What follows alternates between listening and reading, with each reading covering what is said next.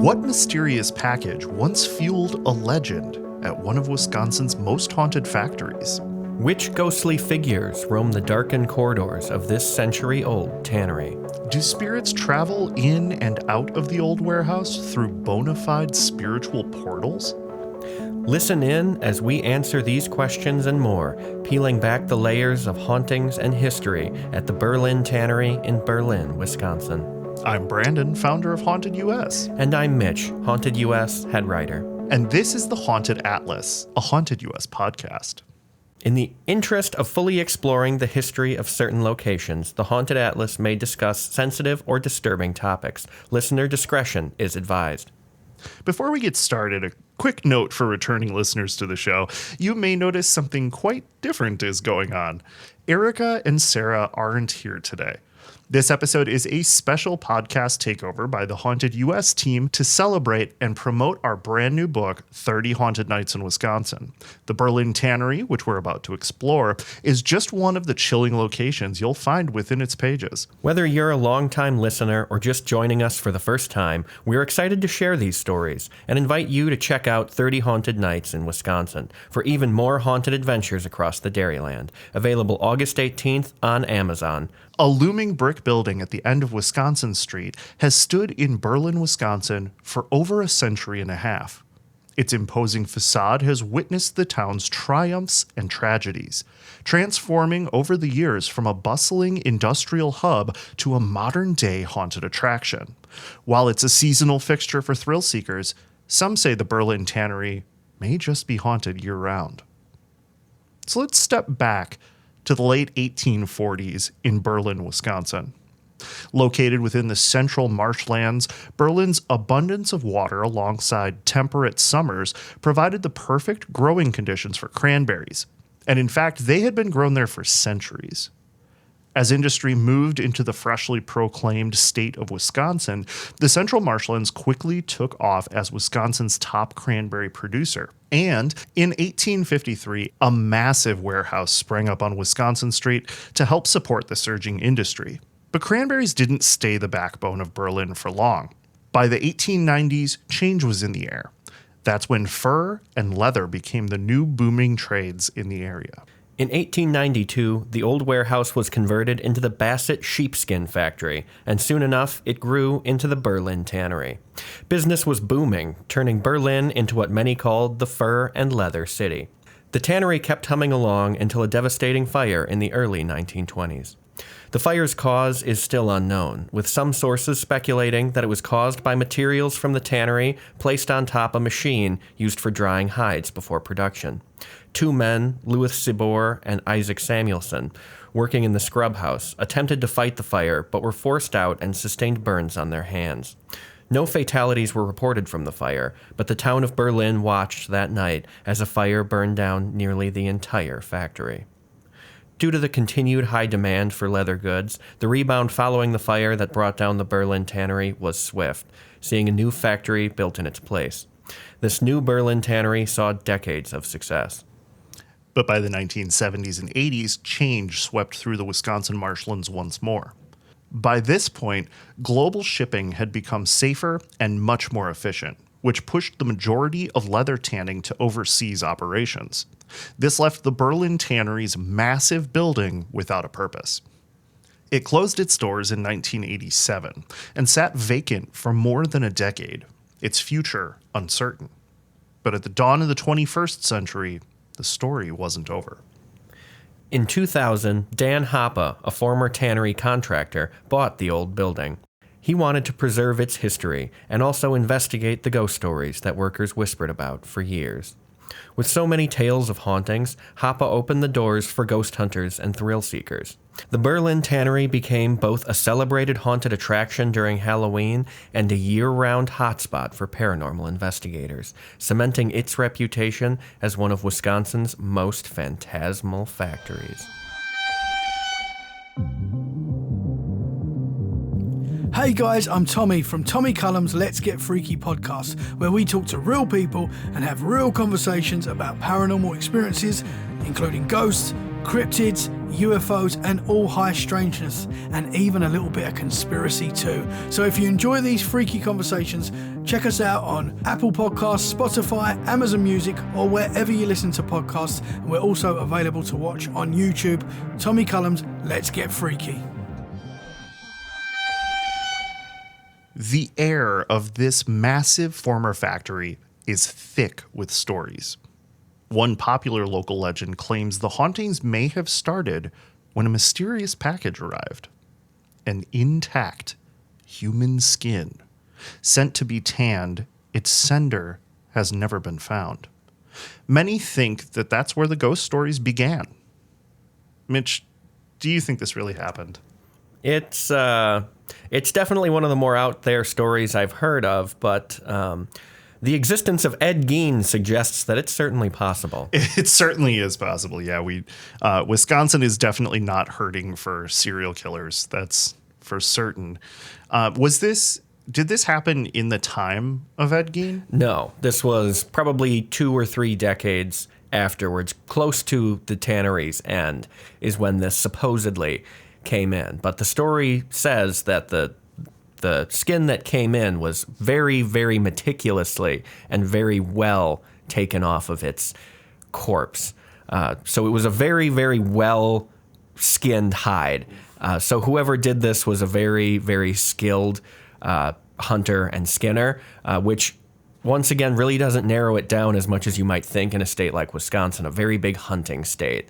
So if there is a place and a time for someone to send a human skin for tanning at a leather factory, I would believe it would be here and then, simply due to those factors. But that being said, there is no confirmation of this. And if an intact human skin came into a leather factory, you'd think there'd at least be a short column in a newspaper. A short column in a newspaper, or honestly a police report. At least, yeah, absolutely a police report. And, you know, the question that nags at me is, at this point today, that skin has to be somewhere, doesn't it? That's true. That's true. It could be in a police locker somewhere, evidence forgotten about, or it could be a handbag. It could be walking the countryside, searching for its person. Just blowing on the wind. Yep, hanging out with the Beast of Bray Road. Yeah, there we go. The skin of Berlin. Oh, that's good. Visitors and investigators alike report that the Berlin Tannery is anything but quiet after dark. Echoing voices and unexplained sounds fill the sprawling, shadowy rooms, especially on the lower floors with their dungeonous atmosphere. Paranormal teams have captured distant, disembodied chatter on EVP recordings. Teams using devices such as the Ovilus or Spirit Box to communicate have come away feeling they've interacted with intelligent spirits. Some even claiming there might be something more sinister lurking in the building. But one notably less frightening encounter in the building is the occasional meow from a ghostly cat. One instance of this interesting anomaly, captured by Paper Valley Paranormal, is available on the Berlin Tannery's website. I popped on their website to check out this piece of audio evidence, and it does sort of sound like a cat meowing, but I think there's a part of me that wants to believe it's maybe more of a rusty hinge somewhere or a door closing. They certainly sound similar, but having been to Berlin Tannery, having been through many of their doorways, I can confirm as well as you can that many of them make squeaky cat-like noises. There's also room, I think, to ponder whether or not there's just an actual cat in there. It's a huge building. Yes, it is. It looks very large in the photos that you can find on our website, but it is much larger than it actually looks from the outside. It is the TARDIS of haunted locations. Yeah, it's bigger on the inside. Yes, and there are many areas where a cat could possibly get in, or any other small animal, so it is entirely possible that that is a real, not ghost yet, cat. Yeah, definitely. If you told me there was an entire ecosystem living in there, I'd believe it. And, as if the machines themselves have memories, visitors sometimes hear the roar and rattle of old factory equipment, though nothing on the factory floor has run for years. Disembodied footsteps are another trademark of the Tannery's hauntings, especially along the elevated metal catwalks that stretch the length of the basement. The echoes of the unseen footfalls sometimes eerily follow unsettled visitors. The spirits aren't all sound either. Many people have glimpsed shadow figures darting between concrete support beams, lingering in the corners, or slipping silently down empty hallways and through closed doors on the factory's lower floors. For some psychic mediums who have explored the tannery, the hauntings go a step further. They believe spirits come and go through multiple spirit portals within the building. Some ghost hunters report sudden cold spots near these so-called portals, which they say appear and disappear multiple times, even on a single visit. What do you think of that one? Well, portals are kind of a semi-controversial thing in the paranormal world. Some people believe in them fully and wholeheartedly. Other people are extremely skeptical of them, and I am in the skeptical camp. I need some rhyme or reason, and many stories of portals, and including the Berlin Tanneries, are just sort of a matter of, well, the portals appear and then they disappear, always in the same couple of spots. And if you get the tour from the owner, they'll likely point out a few of them. But other than when they appear and why they appear, when they disappear, why they disappear, it's all just a big question. And if I'm going to be anything other than skeptical about it, I would like some of those questions answered. Yeah, I'd fall into the same camp. Everything has some sort of signature, some sort of rule that governs it, and I would love to know what governs a portal. Yes. Does a spirit portal turn clockwise or counterclockwise? Yeah, exactly. In the southern hemisphere, does it change? Exactly. Yes. These are necessary questions. Even as the tannery's use has shifted and changed over time, from cranberries to leather to haunted house, the building has endured, adapting like the tough hides it once processed.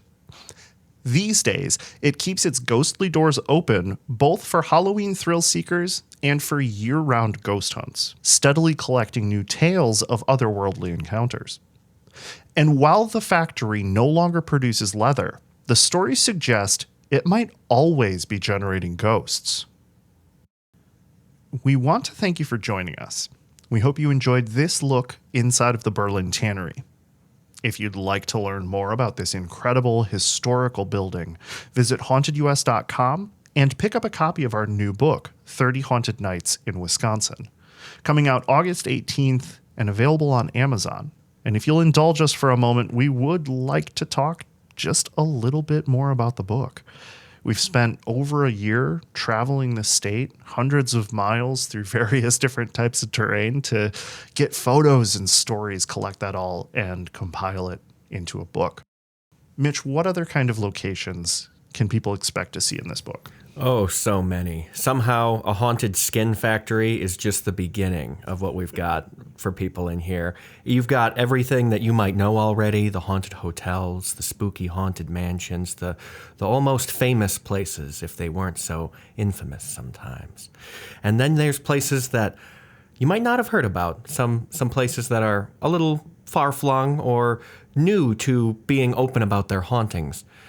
And one of those places that really stood out to me was the Captain's Walk Winery up in Green Bay, Wisconsin. The house where the winery is very old, even though the winery itself is rather new. Within the last 20 years, they founded. And St. Brendan's, just a few blocks away, is very, very new as a building. It was only built in 2004, but both of these places are said to be some of the most haunted places in Green Bay. So with all the places in the book, do you have a favorite location? Oh, goodness.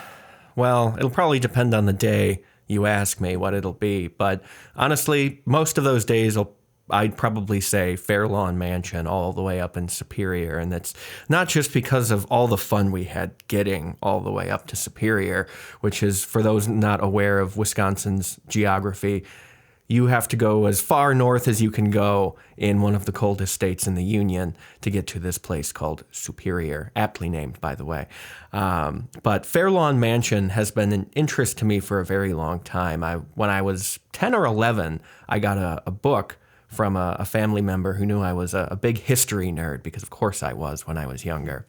And it was a book on Fairlawn Mansion. It was a photographic history of Fairlawn Mansion. And so for over 15 years, 20 years now, I've always wanted to go to Fairlawn. Even before I was interested in its hauntings, I wanted to go to Fairlawn. Yeah, it's a dream come true, huh? It is. And Fair Lawn itself is a very interesting place, far more beautiful than photos can do it justice to. And, you know, the history there is really one of a kind. And there are just so many things to see. And between orphanage and rich family's house, there's just a lot there, wouldn't you agree? Oh, absolutely. And it's enormous. It is an enormous and elaborate and gorgeous place. They are open for tours. I would highly recommend. If for some reason you are passing through Superior, do not miss that. Absolutely. And what is it? 3 stories? 4 stories? I want to say 4. Yeah, it's a lot, and there are plenty of stairs, and well, it's got lots of luxuries and lots of very fancy spaces to see. It does not have an elevator, so That is true. be prepared for stairs. But the history in there and the spirits in there make it worth it. So, what about you? Favorite location on this journey of ours? We included a number of oddities throughout the state that, as you're driving to one of these haunted places, you might really want to check out. These are really interesting places. But my favorite of these oddities is actually the Kewanee Jail. We were given the opportunity by the Historical Society to go into the jail. This was the first time folks looking for the paranormal were allowed in. We had so much fun, and we actually had one really kind of interesting moment. This small town jail yielded a strange EVP that we have not been able to explain since. Have you had any paranormal experiences while we put together this book? You know, I hesitate to call them paranormal, but I'd say there were certainly some unexplained moments. And probably one place that stands out as lots of unexplained, uncertain moments would be Broadhead Manor in Broadhead, Wisconsin, which is, despite the name, it's an old school. It is just full of interesting happenings, supposedly. And what was interesting to me was I know some family members of mine who went to this school. I know some people from my high school who taught me who were taught at this school. And I had an opportunity to talk with them about who do you think might be haunting this place? We were able to get stories from 40, 50 years ago, schoolyard tales of hauntings that in a certain way are still alive today. Well, and we also had some electronic malfunctions. Yes, we did. Yeah, that was the room where supposedly cameras turn off, and a camera in one of our hands actively turned off with a full battery. Yeah, and didn't you have a handle on it? I did. I had a handle sort of on attachment? it, so I wasn't touching the battery. And also, when I turned it back on, the battery was full. So it wasn't like the battery was dead. It just, for some reason, turned off. And this was like, I want to say 20 minutes into the night. And it happened twice, didn't it? It did. It did. So it was interesting. All right. Well, that's going to be it for this episode of Haunted Atlas. Thank you all for bearing with us as we took over your show. We will get you back to Sarah and Erica as soon as humanly possible. As soon as you all buy the book. That's a good point. Yes. If you don't all buy the book, we will not release Sarah and Erica. This episode of Haunted Atlas was presented by Brandon Rugsy and Mitch Goth, originally researched by Haunted US head writer Mitch Goth, with research support from Brandon Rugsy. Music by Colleen Johnson, and the executive producer is me, Brandon Rugsy. Haunted Atlas is a production of Haunted US. Visit hauntedus.com for more information.